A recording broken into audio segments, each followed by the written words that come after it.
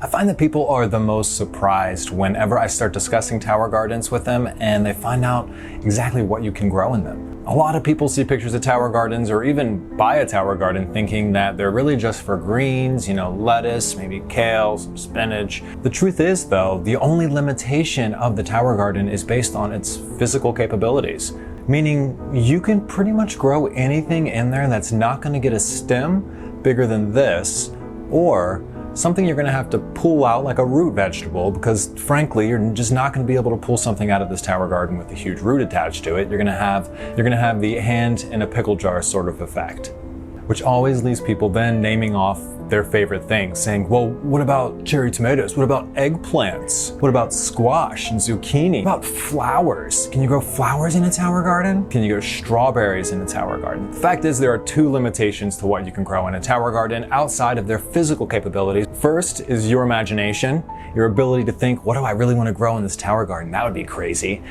Second is what else you're growing on your garden. Now, are you going to be doing a monocrop situation where you're only growing that one particular crop, or are you trying to grow a bunch of stuff on your tower garden like I am back here? If you're monocropping, you're going to find it to be much, much easier to just grow like a tower of kale or a tower of cherry tomatoes or whatever. If you're doing a tower like this, you're going to find that you have to cater to a lot of plants in the same vat of nutrient water, and that can become a bit tricky. I found monocropping, where you're just growing one particular thing in your tower garden, to be so much better for your overall crop and what you're gonna end up with out of your garden. Seems like most people though, when they buy a tower garden, just buy one and set it up in their home and then try to grow as much as they can of different varieties out of their tower garden. The limitation there you're gonna find is gonna be the pH and the EC.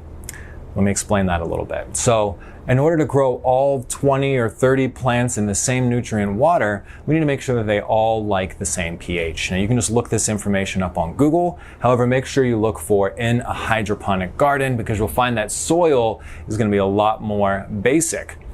Hydroponic gardens prefer a little bit more of an acidic pH, right around 6.0, and soil is right around 7.0. So make sure you do include that when you're searching for your plants. The other thing you're gonna have to take into consideration if you're growing a lot of stuff on one tower garden is the EC, the electrical conductivity. This is how many nutrients are in your water. Some plants require very little nutrients. Some plants require a lot more nutrients, and also this will change throughout the plant's life. So you're gonna wanna check on your flowering plants, your plants that are gonna grow fruits, alongside your plants that stay in that forever veg state, the plants that you eat the leaves from. Because when you get to the flowering stage with your tomatoes and your cucumbers, squash, zucchini, all the fun stuff, you're gonna be turning up the nutrients a lot, like double or almost tripling the amount you do during just the vegetative stage. That means that your cabbage and your lettuce, your leafy greens, everything else you're growing is also going to be getting a lot more nutrients. Not only that, but we change our type of nutrients. Plants, when they're growing their fruits, require a lot less nitrogen and a lot more potassium and phosphorus. However, when plants are growing their leaves in the vegetative stage, they require a lot more nitrogen and less phosphorus. So growing one single garden with all these different types of plants on it can be a lot more complex than just a monocrop garden. And I'm only telling you this information because I assume you're watching this to understand the limitations of a tower garden. Maybe it would be smarter to get a few tower gardens rather than just one tower garden and grow just a couple of your favorite varieties. In hindsight, I have 2 tower gardens that I'm growing the same stuff, one inside and one outside. I'm actually going to be picking up a couple more tower gardens just to monocrop them. I want to do a strawberry tower garden. I've been wanting to do that for years. I also want to do a kale tower garden, stuff that we eat a lot of that I want to always have. I'm just going to put in a monocropped tower garden.